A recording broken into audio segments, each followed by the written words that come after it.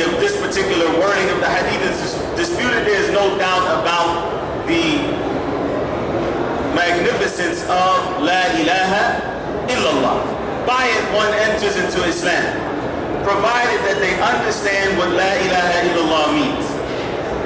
And without going into great detail, because we want to get through the adhkar and the dua that were mentioned here, but with some understanding. Because so many people translate La ilaha illallah as there is no God but God. That there is no God but God. And this translation is incorrect.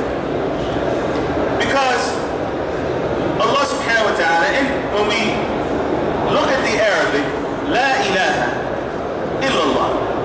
Al-ilah in the Arabic language means a deity, al-ma'bud, anything that is worshipped. Anything that is worshipped. The question is posed to you, and anyone can answer this question. Is Allah Azza wa Jal the only thing that is worshipped?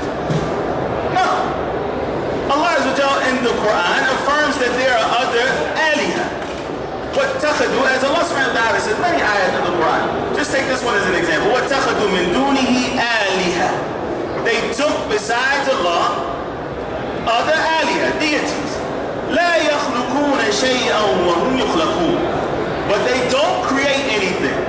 These other deities, they don't create anything. In fact, they are created. They are created. And that is why Allah Azza wa Jalla uses this aspect of the fact that He is the creator to prove that He is the one that deserves to be worshipped. Not that He's the only one that is worshipped, but that He's the only one that deserves to be worshipped.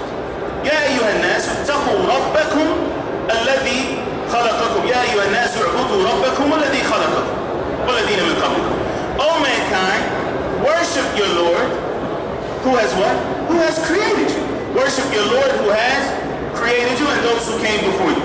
So the fact that Allah Azza wa Jal created you alone is proof enough that He has the right, or He deserves to be worshipped alone.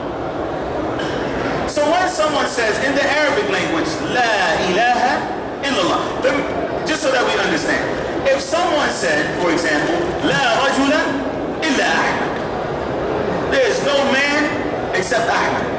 What are they saying? What are they saying when they say that there is no man except Ahmad? There's a group of men, and something happened, and the only one that stood up like a man was Ahmad.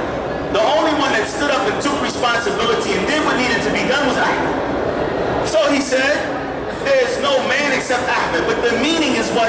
There is no true man. There is no man deserving of being called a man except for Ahmed. Meaning that there is speech that is omitted. And that's natural, that's normal when you look at this construct in the Arabic language. So when we say La ilaha illallah, there is speech that is omitted. When you translate, you need to mention that omitted speech or it doesn't make sense. There is no God with a small g except God with a big G. Meaning what? That there is nothing worshipped except for God? That everything that people worship is Allah? That's obviously not what they mean, but it is a misunderstanding of the words La ilaha illallah. So how do we know which speech was omitted? Allah says in the Quran, ذَلِكَ بِأَنَّ اللَّهَ هُوَ الْحَقِّ وَأَنَّ مَا يَدْعُونَ مِن دُونِهِ هُوَ الْبَاطِلُ. That is because Allah is the haqq. He is the truth. And that everything that they call upon or that they worship other than Allah is batil. It is null and void, futile. So that is why when we translate La ilaha illallah, we say that there is no true deity. There is no deity in truth. That there is no deity worthy of worship except for Allah. And here it is inappropriate to say except for God. Not that you can't use at times. Not that at times you cannot, it's impermissible to use the word God. No, God is okay to use when you're talking to a people who understand what the word God means. That's fine. But here Allah uses His proper name, Allah. And so that's why a Muslim, before eating, doesn't say Bismi God. He says Bismillah. Subhana God. No, Subhanallah. worthy of worship except Allah. There is no God in truth, if you will, except for Allah. And so this is why the whole creation of the heavens and the earth and everything in between, mankind and jinn, circles around this kalima. That there is nothing worthy of worship except for Allah Azza wa Jal. That is why Allah Azza wa Jal, and Allah Azza wa Jal created the human being with this being a part of his nature. فَأَبَوَاهُ يُهَوِّدَانِهِ وَيُنَصِّرَانِهِ وَيُمَجِّسَانِهِ. But it is his parents who then convert him into a Christian or a Jew or whatever else they may be. So when people come and they say, well, so-and-so is a good person, this person who rejects that Allah is the only one that deserves to be worshipped. He's a good person. He feeds poor people. He doesn't do anything bad. He doesn't get drunk. He doesn't get high. He's a nice guy. Would Allah punish someone like that?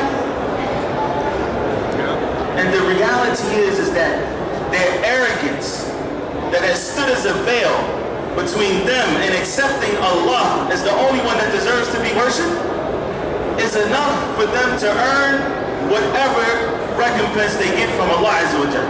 Just as a Muslim who stands and prays, but they do it because they want someone to recognize them and praise them. They want to marry so-and-so's daughter, so when they see him coming to the masjid, they stand up and they offer 2 rakats. Not for Allah Azza wa Jalla. It looks like it's for Allah. Facing the Qibla, everything is, but it's not for Allah. Does Allah accept that? Allah doesn't accept that. What about the one who feeds people because he wants to be recognized? He's not even a Muslim.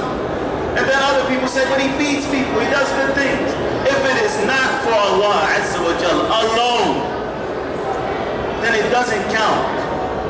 And they will get whatever reward they deserve in this dunya, and then they will meet Allah Azza wa Jalla with their rejection of faith in the hereafter. So the best thing that a person can say and constantly repeat is La ilaha illallah wahdahu la sharika lah lahul mulku wa lahul hamd yuhyi wa yumit wa huwa ala kulli shay'in qadir.